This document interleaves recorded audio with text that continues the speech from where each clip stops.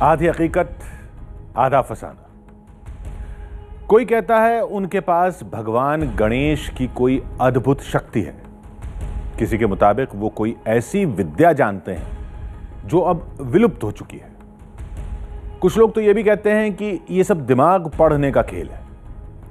ये सारी बातें उस शख्स के बारे में कही जा रही हैं जो परछाई देखकर लोगों का भविष्य बताते हैं, लोगों के बताए बिना उनकी समस्याएं जान जाते हैं। इतना ही नहीं, परछाई देखकर लोगों की विपदा दूर भी करते हैं। इसके लिए आपको कुछ नहीं करना, बस धूप में खड़े हो जाना। आचार्य आपकी परछाई पर नजर डालेंगे और चंद मिनट में भूत, वर्तमान और भविष्य सब आपके सामने होगा। गुजरात के अहमदाबाद में यह खेल 25 साल से चल रहा है। किसी ने कहा चमत्कार है, किसी ने इसे फरेब का नाम दिया। हकीकत जानने के लिए हमारी टीम अहमदाबाद पहुंच गई। आइए आइए भैया, आगे आइए। यहाँ खड़े हो जाना। अच्छा जी, ओके। ये इनकी छाया बन गई। ओके। अब आप समझिए कि ये जो छाया है सिर्फ इसी का खेल है सारा। ये जो जमीन पे इनकी छाया बन गई है, यही सारा खेल है। इसी से सब कुछ पता लगेगा। ठीक है सर, इसी से पता बताएंगे ना आप? ठीक है, चलिए शुरू करिए। कुछ नहीं करना, बस धूप में चटपट खड़ा होना है और नतीजे फटाफट आपके सामने। अभी आप यू जस्ट वेट, अभी एकदम जल्दीबाजी ना करें। हो सके तो आप है ना अभी 1.5 साल रुक जाइए। अच्छा, हाँ 1.5 साल रुक जाइए। 1.5 साल तक कोई जमीन नहीं ले रहे ना नहीं, अभी मत लें। 1.5 साल तक रुक जाइए, देख सकते हैं आप देख लीजिए ज़मीन को, आपको कौन सी लेनी है। बड़ा ज़मीन देख करके पसंद कर लें आप, पर उसका जो पेमेंट है ना वो 1.5 साल के बाद देना। आपका लेफ्ट डार्क है कि राइट डार्क है? मैं आपसे पूछता हूँ, आपकी छाया डार्क है कि भाई साहब की छाया डार्क है? 5, 6, थोड़ी बेकार की परेशानी, टेंशन है इनको, थोड़ा एडजस्टमेंट नहीं हो रहा है। किस चीज़? ये बिजनेस में इनके काफ़ी दुश्मन खड़े हो गए होंगे। अच्छा, हाँ, तो वो उसके हिसाब से ये डर जाते हैं कभी कभी। चमत्कार भविष्यवाणी में नहीं, बिना बताए मन की बात जानने में था। सवाल पूछे बगैर केवल परछाई देखकर कोई किसी का दिमाग कैसे पढ़ सकता है, और जवाब भी ऐसा कि सामने वाला भी लाजवाब हो जाए। पड़ताल में काफी उलझनें थी, कई पहेलियां थीं, लेकिन हमारी टीम पीछे नहीं हटी। मामले की तह तक जाने के लिए कई चक्रव्यूह रचे। कुछ लोगों के सवाल पहले से जान लिए, कुछ सवालों को कागज पर लिखवा लिया। ये देखो जी, मैंने एक कागज़ ले लिया, ये इनका सवाल है और इस सवाल को मैं ऐसे के ऐसे ही आपके सामने फोल्ड कर ले रहा हूँ। क्या वो सवाल खुद बता पाएंगे कि आपके मन में क्या है शैडो देख के? और अगर सवाल बता देंगे तो उसके फिर जवाब बता। इसका जो नतीजा सामने आया उसे देखकर आपका दिमाग हिल जाएगा, आंखें खुली की खुली रह जाएंगी। लेकिन इसे समझने के लिए आपको कहानी शुरू से देखनी होगी। जब परछाई से भविष्यवाणी करने वाले ज्योतिषाचार्य से मिलने के लिए हमारी टीम दिल्ली से अहमदाबाद पहुंची। नमस्कार, मेरा नाम सुहेल है और मैं इस वक्त मौजूद हूँ अहमदाबाद की नर्मदा नदी के किनारे। ज़िंदगी उलझनों से भरी होती है, आपकी ज़िंदगी में भी उलझनें होंगी, मेरी ज़िंदगी में भी उलझनें हैं। लेकिन कभी कभी ये उलझनें हमारी ज़िंदगी पर इतनी हावी हो जाती हैं कि हम इनका आसान शॉर्टकट हल निकालने की कोशिश में लग जाते हैं। अब अहमदाबाद में एक शख्स है जो दावा करता है कि आपकी परछाई के ज़रिए वो आपकी हर उलझन का हल निकाल सकते हैं। कैसे होता है? परछाई से भी क्या मुमकिन है कि इस तरह का कोई हल निकाला जा सके? आइए देखते हैं। भविष्य बताने वाले कई बाबाओं से सामना हुआ है, लेकिन वो सब किसी गांव या पिछड़े इलाके में थे। लेकिन ये आचार्य तो अहमदाबाद जैसे शहर की एक पॉश कॉलोनी में रहते हैं, जिनके घर के बाहर कुछ आड़े तिरछे निशान बने हुए थे। हमारी टीम अंदर पहुंची। ओहो, नमस्कार नमस्कार। और हम बिना देर किए सीधे मुद्दे पर आ गए।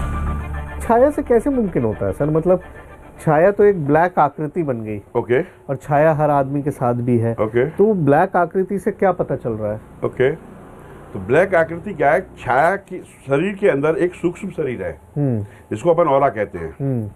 बराबर है ना? और सौर मंडल में जो ग्रह घूम रहे हैं, उसकी जो पृथ्वी पर छाया पड़ रही है वो राहु और केतु हैं। राहु केतु को छाया ग्रह से माना जाता है। आप समझे कि नहीं? वो अमृतपाई है।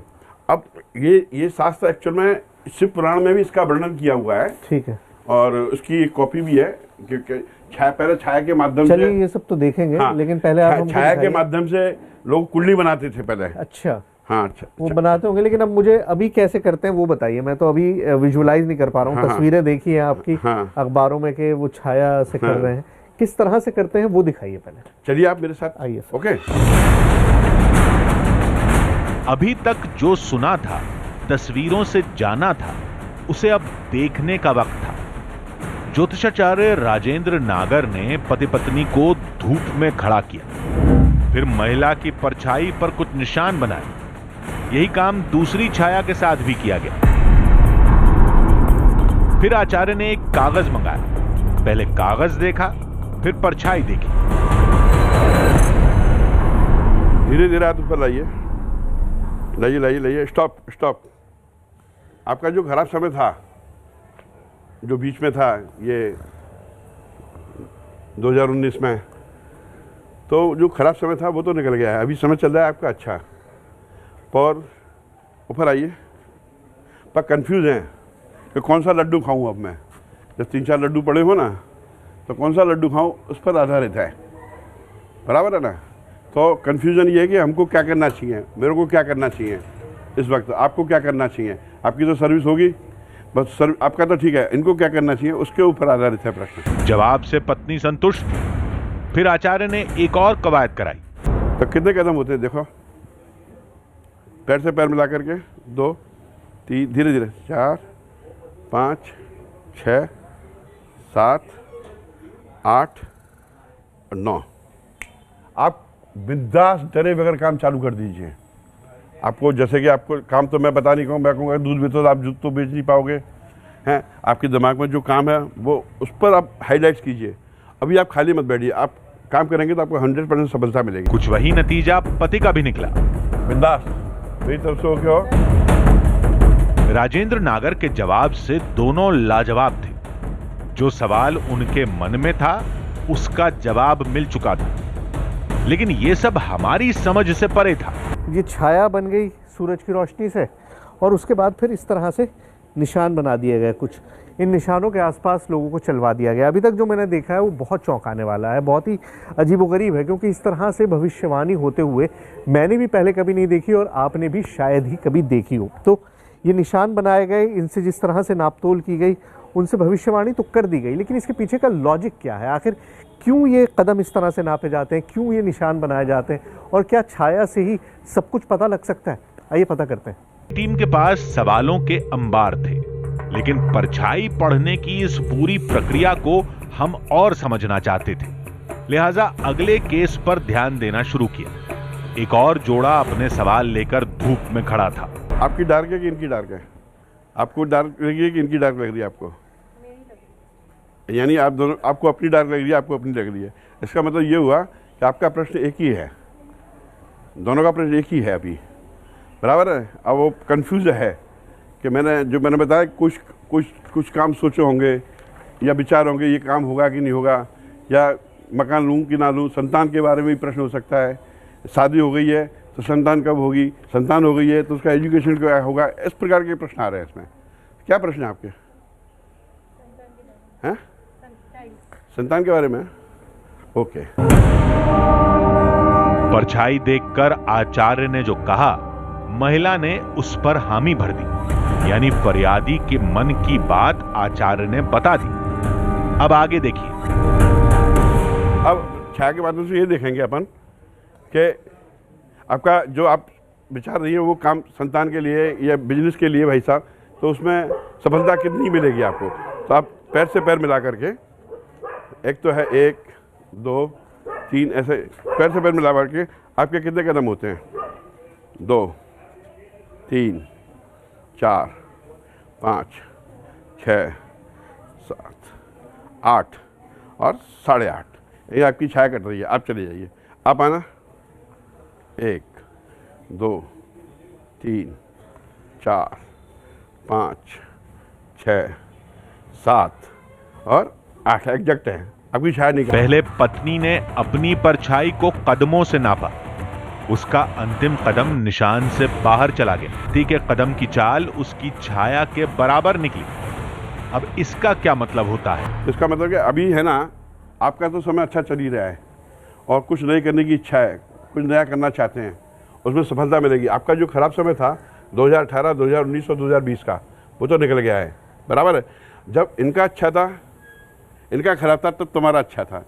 अब तुम्हारा ज़रा गड़बड़ है तो अब इनका अच्छा है, लेकिन आपकी प्रश्न कट रहे हैं, बराबर, आंसर सही आ रहे हैं। तो कहने का जो आपने सोचा है ना संतान के बारे में, बिजनेस के बारे में, सफलता तो मिलेगी पर थोड़ी संघर्ष के बाद मिलेगी, थोड़ा संघर्ष के बाद मिलेगी आपको।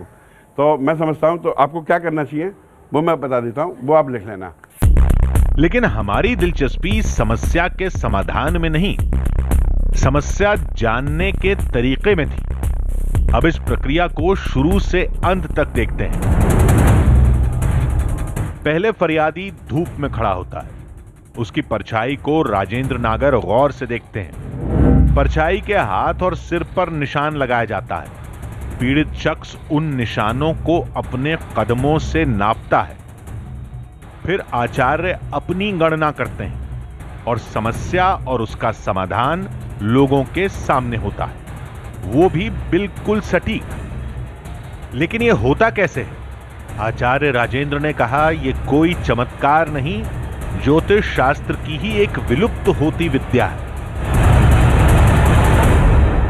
मैंने इस छाया को अलग रूप से दिया और छाया का कनेक्शन ना ज्योतिष से भी है। क्यों? उसका कारण है कि राहु और केतु छाया ग्रह माने गए हैं और कुंडली के 12 खाने में राहु और केतु का जिक्र है ही है। जब मैं आपने देखा, जब मैं आपकी छाया लेता हूँ, दोनों नाप करता हूँ तो दोनों की टोटल मारता हूँ, तब जो एक आता है वो राहु और केतु उसी स्थान में बैठे होते हैं, तो वो कुंडली सही है, बराबर, नहीं तो कुंडली गलत हो जाती है। तीसरी चीज़ क्या है कि शरीर के अंदर एक सूक्ष्म शरीर भी है जिसको अपन ऑरा कहते हैं, और हर आदमी की ऑरा एक सी नहीं होती है, आदमी की विचारों से ऑराएं चेंज होती रहती हैं। और तो और आचार्य के मुताबिक इस छाया शास्त्र का जिक्र शिव पुराण के 48वें अध्याय में भी है। इसका तो शिव पुराण में भी इसका वर्णन किया गया है। आपको पता होना चाहिए कि रामायण में जब हनुमान जी समुद्र फलांग रहे थे तो सीताराम की एक राक्षसनी थी, वो पक्षियों की छाया पकड़ करके वो भक्षण करती थी। ऐसे वो हनुमान जी जब समुद्र फलांग रहे थे तो वो जो राक्षसनी थी वो जो छाया पकड़ती थी, वो हनुमान जी की छाया पकड़ नहीं पाई, वो और हनुमान जी ने उसको मार करके वो निकल गए थे। तो ये भी है शास्त्र है। अच्छा। दूसरा, और जयपुर का जंतर मंत्र क्या है, ये भी एक छाया पर आधारित है। हमारी टीम ने उन लोगों से बात की जो आचार्य राजेंद्र के पास अपनी समस्याएं लेकर आते हैं, परछाई दिखाते हैं। इन लोगों के मुताबिक तो छाया शास्त्र की ये विद्या हैरान कर देने वाली है। ये उनका नॉलेज, उन्होंने विद्या प्राप्त की है, लेकिन जो बताते हैं छाया देख के वो सही होता है।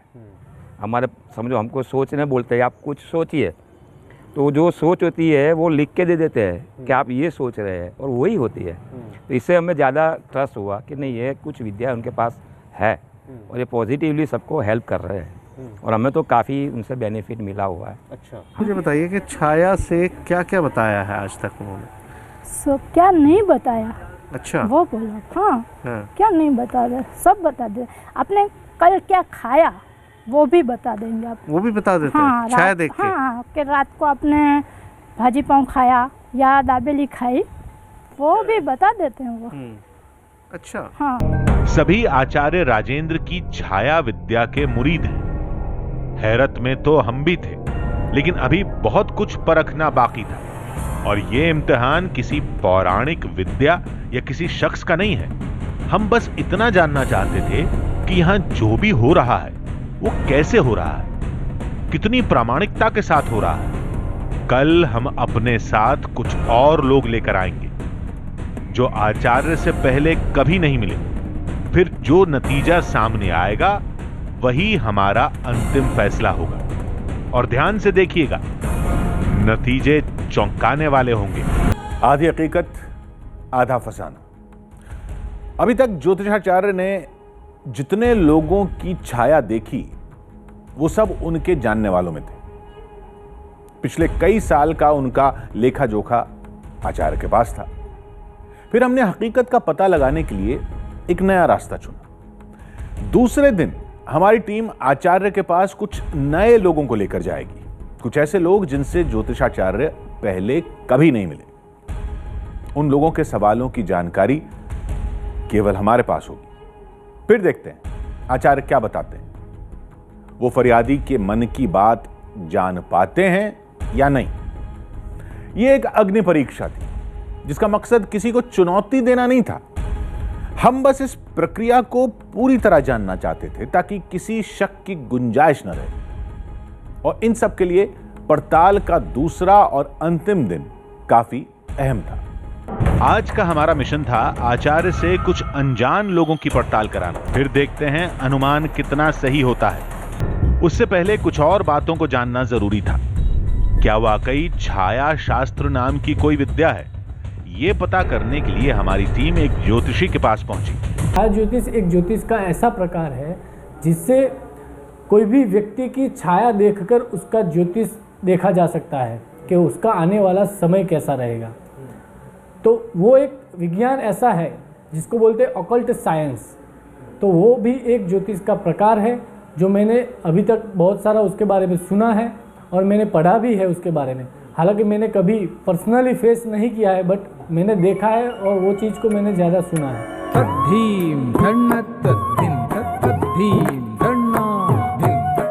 अनंत मेनन नृत्य संगीत की दुनिया का मशहूर नाम है। अनंत छाया शास्त्री राजेंद्र नागर को नजदीक से जानते हैं।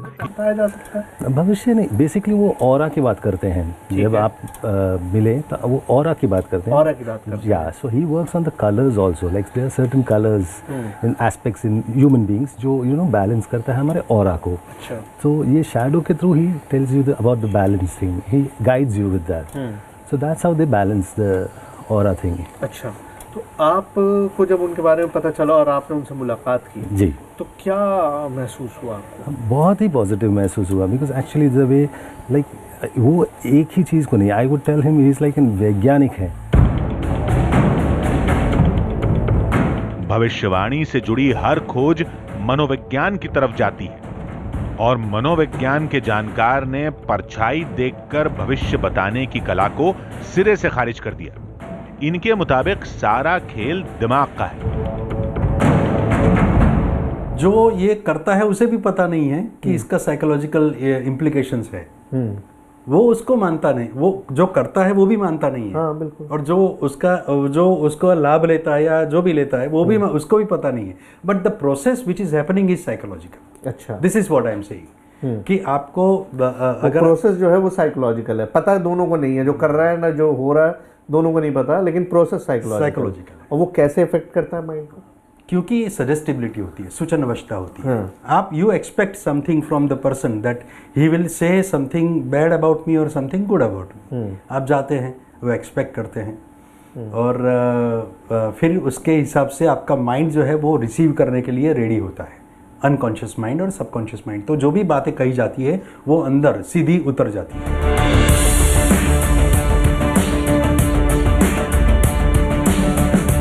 प्रत्यक्ष को प्रमाण की क्या जरूरत?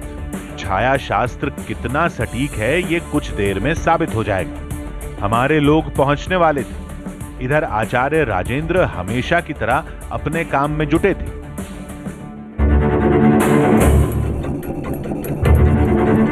तब हमें पता चला कि इनका बचपन से ही इस काम में रुझान था। उनके दादाजी की भी छाया शास्त्री थे। वो छाया के हिसाब से लोगों का निदान करते थे, रोग पकड़ते थे और निदान करते थे। तो थोड़ा बहुत उन्होंने भी सीखा है, बचपन से ही सीखा है उन्होंने। और उनको डार्क लाइट छाया से उनको पता पड़ जाता है और हमने उसको छाया को हमने ज्योतिष शास्त्र के साथ कनेक्ट किया है। चलिए अब अपना काम शुरू करते हैं।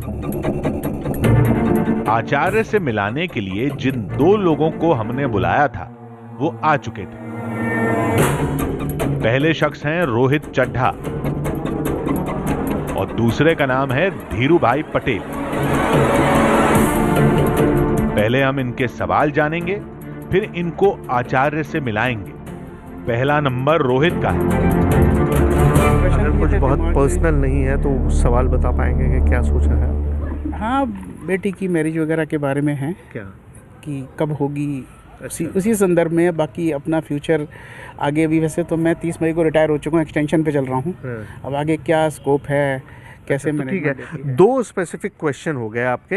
एक ये कि बेटी की शादी का क्या रहेगा, कब होगी, और दूसरा कि क्योंकि आप खुद रिटायर हो चुके हैं, एक्सटेंशन पर चल रहे हैं, तो आगे फ्यूचर क्या रहेगा। हाँ। पहली चीज़ तो ये कि सवाल समझ पाएंगे क्या, वो सवाल खुद बता पाएंगे कि आपके मन में क्या है शैडो देख के, और अगर सवाल बता देंगे तो उसके फिर जवाब बता पाएंगे या नहीं बता पाएंगे। आइए देखते हैं, आइए। रोहित के सवाल केवल हमारी टीम जानती थी। देखते हैं आचार्य राजेंद्र क्या बताते हैं। दोनों के बीच ये पहली मुलाकात है। ये आपने जो है इनकी छाया यहाँ तक आ रही है। हाँ, तो ये अभी आपने बढ़ती- इनका अब- फेस मार्क कर दिया। अभी क्या है कि ये बढ़ती जाएगी, सूर्य की गति बढ़ती जाएगी ना। ठीक है। अब हाँ, हाँ, और ये इनके हाथ आपने करवाए तो ये हाथ मार्क कर दिया ये आपने। हाथ मार्क कर दिया मैंने। ये ठीक है, ये हाथों का निशान आ गया। अब आगे क्या करेंगे? बस अब है ना, इनकी शैडो रीडिंग करेंगे अपन। शैडो रीडिंग करेंगे। लंबी सांस लें, ऊपर हाथ करके ना, हाँ, लंबी सांस लें, धीरे धीरे हाथ ऊपर लाइए।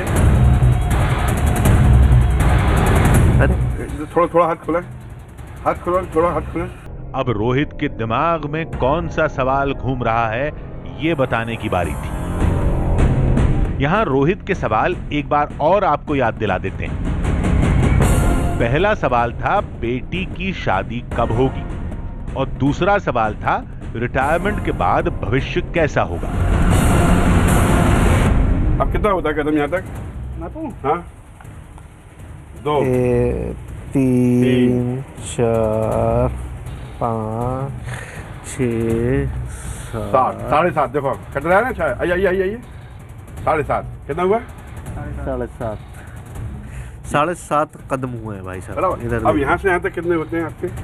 अब आइए, 1 2 3 4 5 6 7। ओके, देखो अब आओ। 7 हाँ, इधर आ 7 और 7 14 14। 4 और 1 5। 5 में स्थान किसका हो गया? संतान का। अच्छा अभी जो प्रॉब्लम है इनको संतान को लेकर के है। अच्छा, यस, संतान को लेके प्रॉब्लम है। हाँ, संतान को लेकर क्या के है। प्रॉब्लम है? या तो उसकी शादी नहीं हुई होगी तो अच्छा। उसकी शादी हो जाएगी। हाँ। क्या उसकी शादी होने में आप विलंब हो जानते रही हैं है? पहले से कि इनकी बेटी है, बेटी की शादी है? ना ना, ऐसा कुछ नहीं। नहीं जानते आप? मैं नहीं जानता। मैं तो सवाल यही था बेटी की मैरिज वगैरह के बारे में है क्या कि कब होगी। इनका एक और प्रश्न है हाँ। कि मेरी जो आगे, अब मेरी जो आगे की लाइफ है, इनको वो कैसी रहेगी मेरी अब? हाँ। अब मेरे को क्या करना चाहिए? तो एक तो उसमें भी ये कंफ्यूज है। अपना फ्यूचर आगे भी, वैसे तो मैं 30 मई को रिटायर हो चुका हूँ, एक्सटेंशन पे चल रहा हूँ। अब आगे क्या स्कोप है?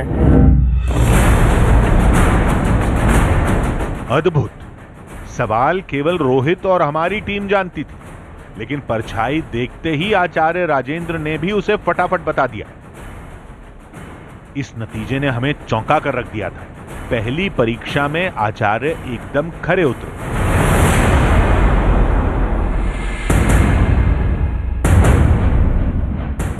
अब दूसरे शख्स धीरू भाई पटेल की बारी थी। हमने उनसे सवालों को एक कागज पर लिखने के लिए कहा। धीरू भाई ने मन की सारी उलझनों को कागज पर उतार दिया। फिलहाल इन सवालों को आप देख लीजिए। दिखाइए सर, सवाल क्या है आपका? ये देखो जी, मैंने ये कागज़ ले लिया, ये इनका सवाल है, और इस सवाल को मैं ऐसे के ऐसे ही आपके सामने फोल्ड कर ले रहा हूँ। ये देखिए, ये मैंने फोल्ड कर लिया और ये गया मेरी पॉकेट में।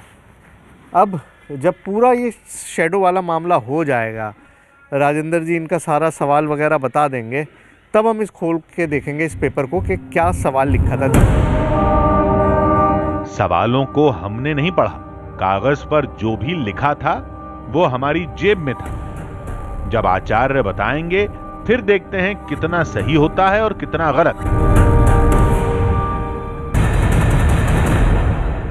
तो धीरू भाई की जो शैडो पूरी कॉम्पोजिशन है वो हो चुकी है। जो पूरा पता लगाना था राजेंद्र जी ने पता लगा लिया है। सवाल हमारे पास हैं। धीरू भाई को कौन से सवाल चाहिए थे मुझे भी नहीं पता, मैंने खोल के नहीं देखे। हो गई राजेंद्र जी आपकी कैलकुलेशन? धीरू भाई आप सेटिस्फाइड हैं जैसे इन्होंने आपका पूरा कैलकुलेशन किया? चलिए सर, अब आप बताना शुरू करिए। हमारी नजर आचार्य पर थी और आचार्य की नजर कागज पर। शायद कोई गणना कर रहे थे।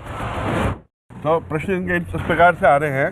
प्रश्न इनके किस प्रकार से आ रहे हैं? इस धीरू प्रकार भाई से आ आ रहे जाइए, थोड़ा करीब आइए हाँ। और प्रश्न सुनिए। इनके इस प्रकार से आ रहे हैं हाँ। कि अभी ये काफ़ी कंफ्यूज हैं, बिजनेस को लेकर के भी हैं और काम को भी लेकर के भी हैं। बिजनेस को लेकर और काम को लेकर कंफ्यूज है थोड़े।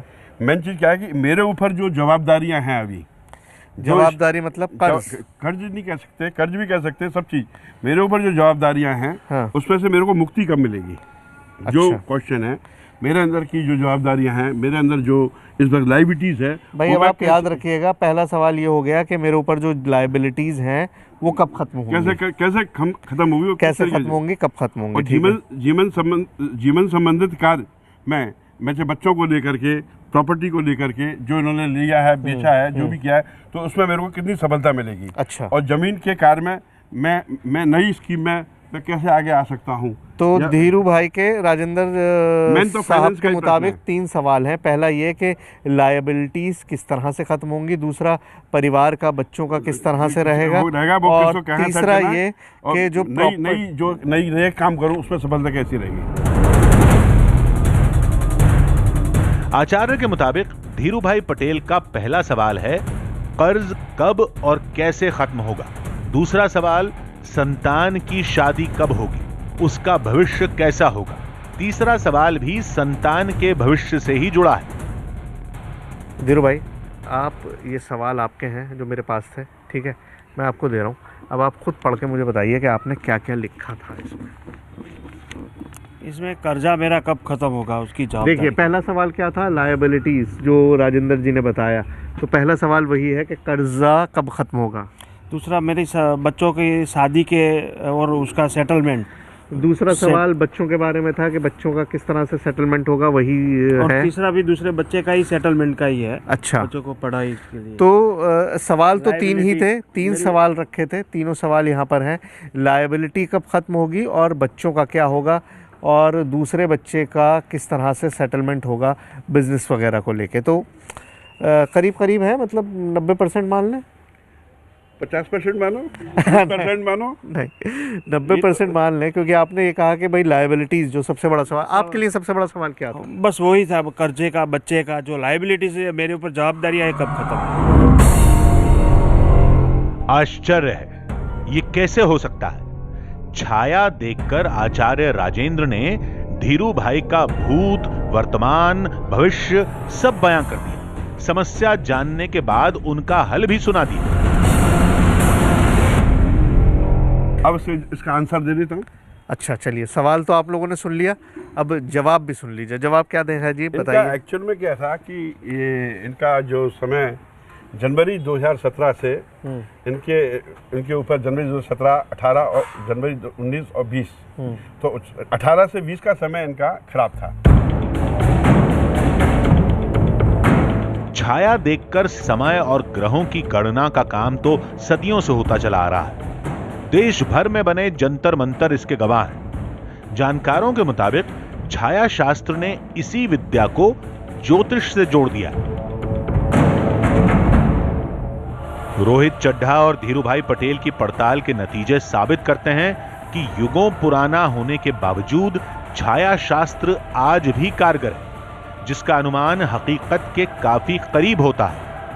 लोग इसके बारे में कम जानते हैं, लिहाजा इसे चमत्कार का नाम दे दिया जाता है। छत्तीसगढ़ के घने जंगल में देवी का एक प्राकृतिक धाम है, जो साल में केवल 1 दिन खुलता है। बाकी समय वहां कोई नहीं जाता। यहां तक कि धाम का द्वार भी एक भारी पत्थर से बंद रहता है। और जिस दिन धाम खुलता है, जानते वहां क्या होता है? जब आदिवासी धाम के अंदर जाते हैं तो देवी की प्रतिमा के सामने कई बड़े जानवरों के पैरों के निशान मिलते हैं। कभी हाथी, कभी शेर, तो कभी बैल, ऐसे न जाने कितने निशान वहां पहले से मौजूद रहते हैं। जबकि वो धाम पहाड़ के अंदर है, चारों तरफ से बंद, जाने का केवल एक रास्ता जो एक बड़े पत्थर से बंद रहता है, उसे हटाना किसी जानवर या 1-2 इंसानों के बस की बात ही नहीं। फिर उस धाम में जानवरों के पैरों के निशान कहां से आते हैं? आदिवासी कहते हैं यह आदि शक्ति का चमत्कार है। चमत्कार की हकीकत का पता लगाने के लिए हमारी टीम तब पहुंची जब धाम का द्वार खुलने वाला था। न सफर खतरनाक था, न मंजिल दूर थी। अगर कुछ मुश्किल था तो वो था चमत्कार के उस दावे पर यकीन करना।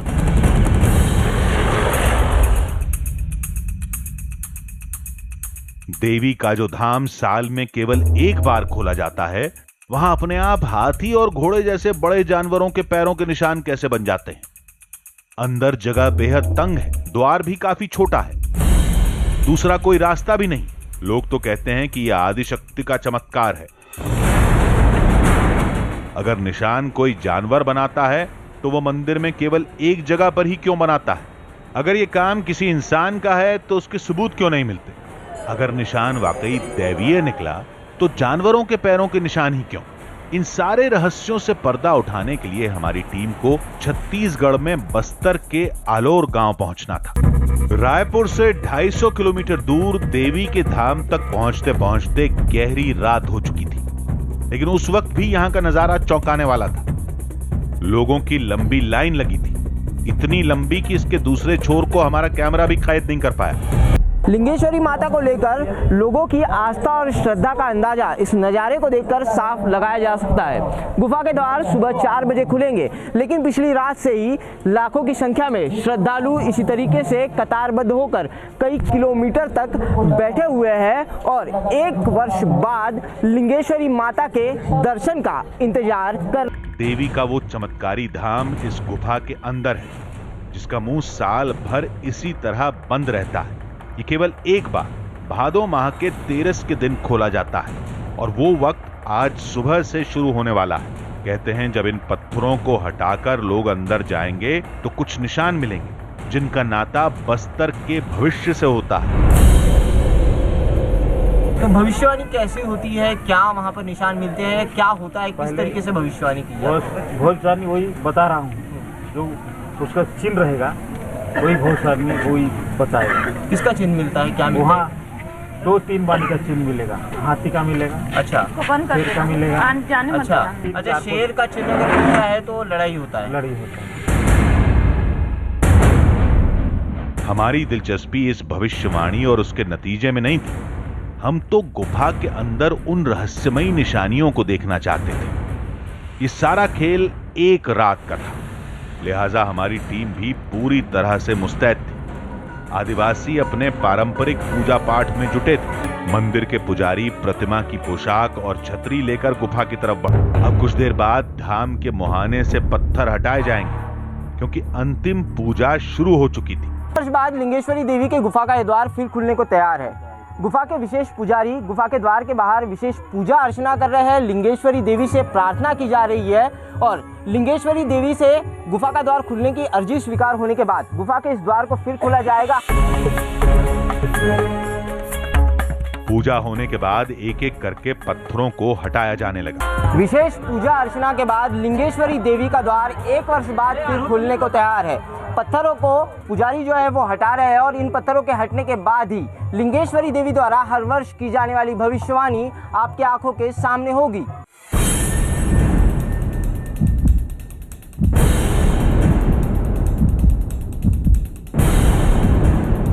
गुफा का मुहाना बेहद छोटा था।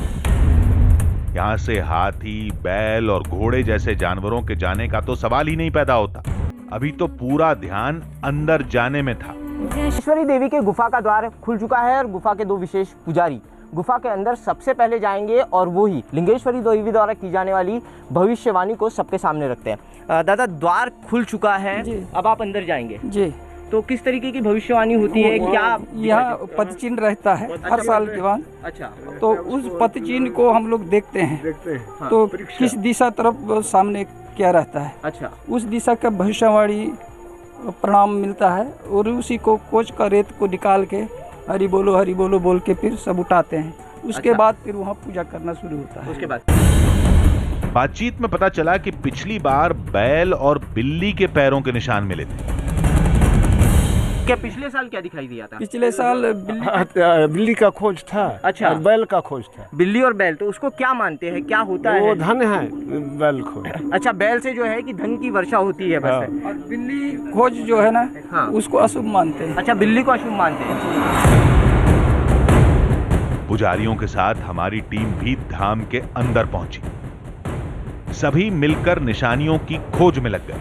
बाहर लोग पुजारी के ऐलान का इंतजार कर रहे थे और अंदर खोज जारी थी। तभी एक निशान पुजारी ने बताया कि ये हाथी के पांव का निशान है। ये लिंगेश्वरी देवी का लिंग है और इस लिंग के सामने यहाँ पर हाथी के पैरों के ये निशान मिले हैं। तो यही वो चिन्ह है हाथी का जो? हाँ, ये हाथी का खोज है। अच्छा, ये हाथी का खोज, हाथी का चिन्ह है जी। तो क्या मानते हैं ये शुभ होता है? इसको हम लोग लक्ष्मी मानते हैं, बने अनाज पानी भरपूर होता है। इस वर्ष अनाज पानी भरपूर होता है जी। अब ये उत्तर दिशा की तरफ सामने किया है। अच्छा, उत्तर दिशा की तरफ जी। अच्छा, उस उत्तर दिशा की तरफ मतलब उधर भरपूर फसल होने का संभावना है। निशानी देखकर हम भी हैरत में थे। ये निशान कुछ कुछ हाथी के पैर जैसा ही था, लेकिन मसला इसके आकार में नहीं, एक बंद गुफा में इसके बनने पर था। फिलहाल हम अपनी पड़ताल शुरू नहीं कर सकते थे। ये वक्त पूजा का था। बाहर लोगों को इस साल हाथी के पैर के निशान मिलने की जानकारी दी गई। पूजा के लिए अंदर की प्रतिमा को सजाया जा चुका था। इसके साथ ही लोगों के दर्शन और पूजा पाठ का दौर शुरू हो गया, जिसके लिए लोग कल रात से ही लाइन में लगे थे। लेकिन हमारी सुई इस निशान पर अटकी थी। एक बंद गुफा में ये उभरा कैसे? और हाथी के पांव जैसा ही निशान क्यों? कुछ और क्यों नहीं? इस निशानी के मिलने से कहानी खत्म नहीं होती। असल मोड़ तो अब आने वाला था। आधी हकीकत आधा फसाना। सब कुछ देखने के बावजूद विश्वास नहीं हो रहा था। द्वार पर पड़ा पत्थर हमारे सामने हटा। आदिवासियों के साथ ही हम भी अंदर गए और उन निशानियों को देखा। शक की कोई गुंजाइश नहीं थी, लेकिन बंद गुफा के अंदर जानवर के निशान बने तो बने कैसे? धाम बेहद ऊंचाई पर है, उसका मुहाना भी बंद था, अंदर जाने का और कोई रास्ता नहीं। फिर ये निशान कहां से आए? पहली बार किसी रहस्य ने हमारी टीम को भी उलझा कर रख दिया था। अब तो इस पहेली को हर कीमत पर सुलझाना होगा। रात गुजरी, सुबह हुई और सुबह होते ही चमत्कार की कुछ ऐसी कहानियां हमारे सामने आईं जिन्होंने हमारी टीम को और भी मुश्किल में डाल दिया। धाम के बाहर भीड़ बढ़ती जा रही थी। एक बियाबान जंगल में यह नजारा किसी को भी अचरज में डाल सकता है, लेकिन उससे भी ज्यादा चौंकाता है गुफा के अंदर बनने वाला ये निशान, जो हाथी के पांव जैसा था। दावे के मुताबिक ये निशान देवी आदिशक्ति के चमत्कार का साक्ष्य है, जबकि गुफा साल में केवल एक बार खुलती है। एक वर्ष से लिंगेश्वरी देवी की ये गुफा बंद थी और आज एक वर्ष बाद जब इस गुफा के पट खुले तो इस गुफा के पुजारियों को लिंगेश्वरी देवी की इस मूर्ति के सामने, लिंगेश्वरी देवी के इस लिंग के सामने हाथी के पैरों का ये निशान मिला है। इस गुफा के पुजारियों का कहना है कि हाथी के पैरों का निशान बस्तर में खुशहाली का प्रतीक है और इस वर्ष लिंगेश्वरी देवी की कृपा से बस्तर में खुशहाली छाई रहेगी। हर वर्ष इस गुफा में अलग अलग पक्षियों के, अलग अलग प्राणियों के पैरों के निशान मिलते हैं और उसी आधार पर बस्तर का भविष्य इस मंदिर के पुजारी बताते हैं। मान्यता है कि लिंगेश्वरी देवी भविष्यवाणी के स्वरूप ऐसे चिन्हों को चमत्कारिक रूप से इस गुफा में प्रकट करती है और वही बस्तर का भविष्य हर वर्ष बताती है। हर साल गुफा बंद करते वक्त पुजारी जमीन पर रेत बिछा देते हैं ताकि निशान अच्छे तरीके से उभर सके। दिन के उजाले में हमने निशान को फिर गौर से देखा। गुफा के अंदर मिले इस हाथी के पैर के निशान को अगर हम लोग ठीक तरीके से देखें तो ये हूबहू उसी तरीके से दिख रहा है जिस तरीके से हाथी रेत पर चलने के बाद अपने फुटप्रिंट छोड़ते हैं। अक्सर हमने टीवी पर देखा होगा कि नदी वाली जगह पे, रेतीली जगह पर जब हाथी चलते हैं तो ठीक इसी तरीके से हाथी के जो फुटप्रिंट है वो मिलते हैं। गुफा के बाहर से ही लोग दर्शन करते हैं, लिहाजा अब समय की कोई कमी नहीं थी। हमने देवी के इस धाम को गौर से देखा। आने के लिए कोई दूसरा रास्ता नजर नहीं आया। गोलाकार इस गुफा को अगर हम लोग 360 एंगल में देखें तो इस गुफा में कहीं भी इतनी बड़ी जगह नहीं है कि कोई बड़ा जानवर इस गुफा के अंदर आ जाए। कहीं पर पत्थरों के बीच छोटी छोटी दरारें हैं, उन दरारों से बहुत ही छोटे छोटे जानवर जो हैं वो इस गुफा के अंदर आ सकते हैं, लेकिन उन्हें भी काफ़ी मशक्क़त इस गुफा के अंदर आने में करनी पड़ेगी। ऐसे में किसी हाथी का इस गुफा के अंदर आना और अपने पैरों का ये निशान बनाना बिल्कुल ही संभव नहीं है और किसी इंसान द्वारा बनाया गया भी ये निशान नहीं दिख रहा है। हूबहू हाथी के पैरों जैसा निशान है। ऐसे में एक बहुत बड़ा सवाल इस वक्त हमारे सामने खड़ा है कि इस गुफा के अंदर हाथी के पैरों का ये निशान आया कैसे। हमारी टीम इस गुफा की बाहर से भी पड़ताल करेगी, लेकिन लोगों ने कहा कि आप कितनी भी कोशिश कर लें, हाथी के आने लायक जगह तो कहीं नहीं मिलने वाली। हाथी तो घुस नहीं सकती है। यहाँ का एक अद्भुत चमत्कार है देवी का। ये एक लिंगनुमा प्रतिमा है जिसको लिंगाई माता के नाम से जानते हैं। देवी द्वारा प्रकट किया गया ये निशान है। ये देवी की मान्यता है और देवी यहाँ पर भविष्यवाणी के बतौर यहाँ पर पदचिन्ह अंकित कराती है। आदिवासी इस धाम में इन निशानियों में और देवी की भविष्यवाणी में शिद्दत के साथ यकीन रखते हैं। दावा है कि देवी ने इन निशानियों से जो भी भविष्यवाणी की बस्तर में वो बिल्कुल सच हुआ। 2013 में शेर के पंजे के निशान मिले थे जो बड़े पैमाने पर हिंसा का संकेत था। उसका हमारे पास बकायदा दस्तावेज में रिकॉर्ड है, दस्तावेजीकरण हुआ है, उसका रिकॉर्ड में है कि 2007, 2009 और 2013 में 3 साल में शेर का पंजा का निशान मिला था। और इन्हीं 3 सालों में दुर्भाग्य से हमारे राज्य में, हमारे ज़िले में बहुत ज़्यादा हिंसक गतिविधियाँ, विशेषकर नक्सल गतिविधियाँ बहुत ज़्यादा बढ़ी थी और हमारे जो फोर्स के जवान काफ़ी संख्या में शहीद हुए थे। मंदिर समिति हर निशानी और उससे होने वाले नतीजे का रिकॉर्ड रजिस्टर में लिखती है। 2013 में शेर के पंजे के निशान दिखे थे और 2013 में ही बस्तर की झीरम घाटी में देश की सबसे बड़ी नक्सली वारदात हुई थी।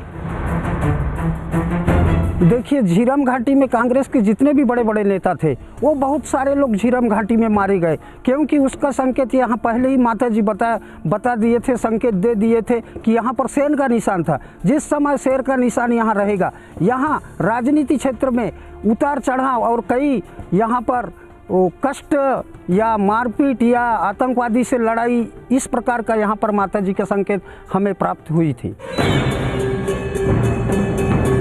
ये एक इत्तेफाक भी हो सकता है, लेकिन बस्तर के आदिवासी इसी इत्तेफाक को चमत्कार मानते हैं। हम इस पहेली को सुलझाने में लगे ही थे कि हमारी टीम ने एक बात पर गौर किया। हमने देखा कि इस धाम में सभी लोग खीरे के साथ पूजा करने आ रहे थे।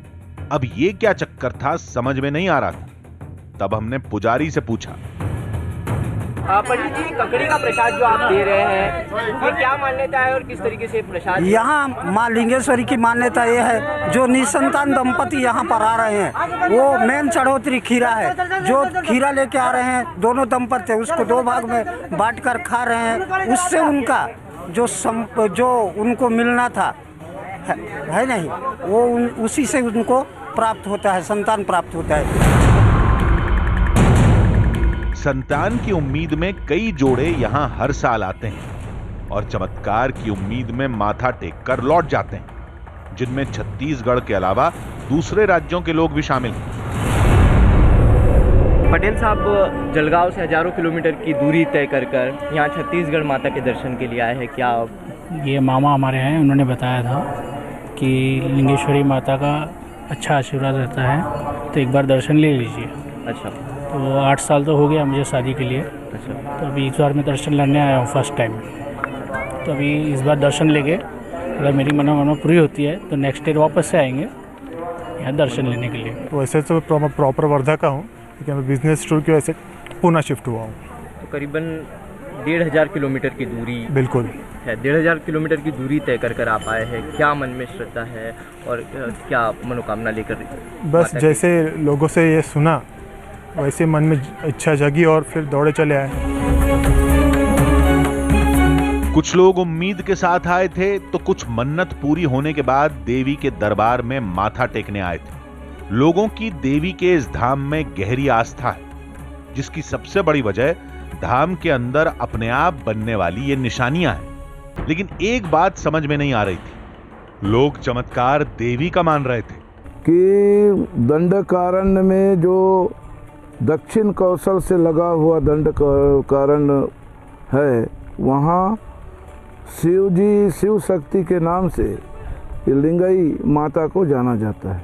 एक्चुअल लिंग है, इसको माता का स्वरूप दिया गया। रात हो गई लेकिन दर्शन करने वालों का तांता खत्म नहीं हुआ। भीड़ होने के बावजूद तय समय पर धाम को बंद करने की तैयारी शुरू हो गई। करने के बाद रेत बिछाई जाने लगी ताकि अगले साल जब धाम खुले तो वो रहस्यमय निशान अच्छे तरीके से नजर आए। रेत बिछाने के बाद गुफा के मुंह को फिर पत्थरों से बंद किया जाने लगा। बस्तर की भविष्यवाणी और हजारों निसंतानों को संतान देने के दावे के साथ एक बार फिर 1 वर्ष के लिए लिंगेश्वरी माता की गुफा का ये द्वार अब बंद किया जा रहा है। गुफा के अंदर रेत बिछा दी गई है, साफ सफाई कर ली गई है ताकि अगले वर्ष किसी पशु पक्षी या इंसान के पंजों के निशान चिन्ह उस रेत पर फिर से दिख सके और अगले साल फिर बस्तर की भविष्यवाणी की जा सके। हर साल की तरह एक बार फिर देवी के इस दरबार को 1 साल के लिए बंद कर दिया गया। परंपरा के मुताबिक अगले साल फिर भादो माह के 13 वाले दिन जब ये खुलेगी तो और कई दूसरे रहस्यमय निशान देखने को मिलेंगे। आपको क्या लग रहा है, कहानी खत्म हो गई? नहीं, सबसे अहम मोड़ तो अभी आगे है। सब कुछ वैसा ही हुआ जैसा आदिवासियों ने दावा किया था। तो क्या चमत्कार का दावा सच माना जाए? कहानी के इस मोड़ पर हमारे पास भी फिलहाल इस सवाल का जवाब नहीं था, लेकिन चमत्कार की तस्वीर को फसाना कहकर खारिज करने की भी कोई वजह नहीं थी। फिर हमने दिमाग लगाया। अब कुछ ऐसा करने वाले थे जिससे चमत्कार की तस्वीर पूरी तरह साफ हो जाएगी। कुछ सोचकर अगले दिन हमारी टीम अपने काम में जुट गई। बस्तर का आलोर 40 घरों का एक छोटा गांव है और इसी गांव से कुछ दूरी पर देवी का वो धाम है। अब चमत्कार की उस पहेली को सुलझाने के लिए आज हमारी टीम अपना आखिरी दांव लगाने वाली थी। आज मंदिर पर सन्नाटा पसरा था, एक भी इंसान नहीं दिख रहा था। हमें ऐसे ही मौके की तलाश थी। आज हमारी टीम गुफा का, उसके द्वार का, गुफा के आसपास की जगह का बारीकी से मुआयना करेगी। शायद कोई सुराग मिल जाए। गुफा का द्वार बिल्कुल कल रात की तरह बंद था। अंदर जाने की कोई गुंजाइश नहीं थी। देवी का ये धाम बाहर से एक बड़े कटोरे के आकार का है जिसका केवल एक ही द्वार है। उस द्वार के अलावा चारों तरफ कुछ छोटे सुराख हैं, लेकिन वो इतने बड़े भी नहीं हैं कि कोई हाथी, शेर या बैल अंदर घुस जाए। जबकि कल गुफा के अंदर हमें हाथी के पांव के निशान दिखे थे। हमने इस गोलाकार गुफा को ठीक तरह से हर जगह से देखा, पूरी तरह से गुफा का मुआयना किया, लेकिन गुफा में कहीं भी ऐसी कोई जगह नहीं है जिस जगह से इतने बड़े जानवर इस गुफा के अंदर जा सके। मान्यता है कि आदि शक्ति के चमत्कार की वजह से इस गुफा के अंदर इन जानवरों के पद चिन्ह आते हैं और उसी के हिसाब से बस्तर का भविष्य तय किया जाता है। फिर धाम के अंदर वो निशान आखिर बने कैसे? हमारी टीम हर जगह मौजूद थी, हर मोड़ पर हमारा कैमरा तैनात था। फिर हुआ तो ये हुआ कैसे? हम तो लाजवाब थे, लेकिन तर्क शास्त्रियों के पास इसके लिए तर्क था। वहां पर चिन्ह किस प्रकार के आते हैं? वहां पर जो है धरातल रीतियों का रहता है, उसके ऊपर मूंगे मकोड़े चलते होंगे, या कोई रेंगने वाले प्राणी जो है, सरड़ा है या सांप है या बिच्छू है, वो जाने के बाद उसमें निशान बनते हैं। और वहाँ पर जब तो तुम देखने जाते हो, उन निशानों को तर्क लगा के आप उस प्राणी से उससे जोड़ते हैं और उस प्राणी का नाम लेके हम ये बात फैलाते हैं कि देखिए हम ये गुफा में ऐसा चमत्कार हुआ, देश में इस प्रकार का उस प्राणी का और भविष्य का संबंध लगा के इन बातों को फैलाया जाता है।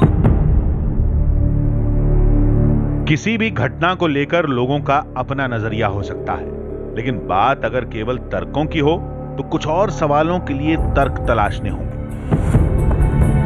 बंद गुफा में हाथी के निशान मिले थे, लेकिन गुफा में इतने बड़े जानवर के लिए कोई रास्ता नहीं है। दूसरा ये कि अगर कोई हाथी आ भी गया तो उसका इतनी ऊंचाई पर चढ़कर धाम तक पहुंचना नामुमकिन है, और अगर किसी तरह पहुंच भी गया तो वो रहस्यमय निशान गुफा में केवल एक ही जगह लिंग के सामने ही क्यों मिलते हैं?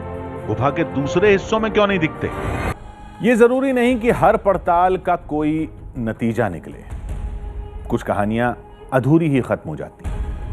अधूरी तस्वीर को लोग अक्सर अपनी सोच के मुताबिक पूरी कर लेते हैं। यह कहानी भी कुछ ऐसी ही निकली।